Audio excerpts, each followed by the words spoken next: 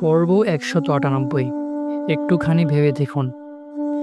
সালাতের আংশিক গুরুত্ব হলো এই যে এটি মন থেকে মন্দ অনুভূতি যথা কুচিন্তা, দুশ্চিন্তা, দুর্ভাবনা, দুঃখ, বেদনা ইত্যাদি দূর করে দেয়। মনকে শক্তি ও আনন্দে ভরিয়ে দেয়।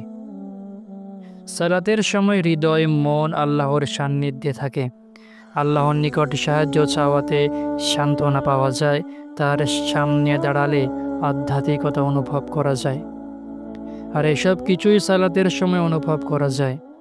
সালাতের শরীরের সকল অঙ্গ প্রত্যঙ্গই ব্যবহার করা হয়, কিন্তু যা অধিকতর গুরুত্বপূর্ণ তা হলো আত্মাকেও অবশ্যই সজাগ রাখতে হবে।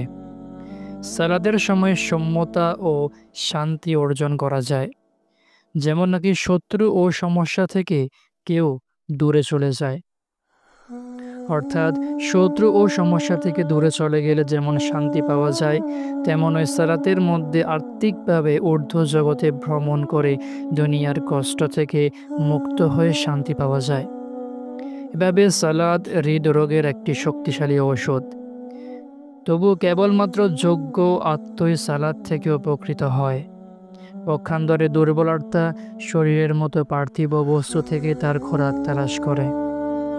সুতরাং আমাদেরকে দুনিয়া ও আখিরাতের এই উভয় জাহানের কল্যাণ অর্জন করতে সাহায্য করার জন্য সালাত সর্বশ্রেষ্ঠ উপায়। সালাত পাপ কাজে বাধা দেয়, রোগ প্রতিরোধ করে, আত্মা ও চেহারা উভয়কে নূরান্বিত করে দেয়। সালাদিকে কর্মক্ষম করে তোলে এবং ব্যাপক অর্থ যে নাকি সতর্কতার সাথে যথাযথভাবে ও একনিষ্ঠভাবে সালাত আদায় করে, সালাত তার জন্য কল্যাণ বয়ে আনে।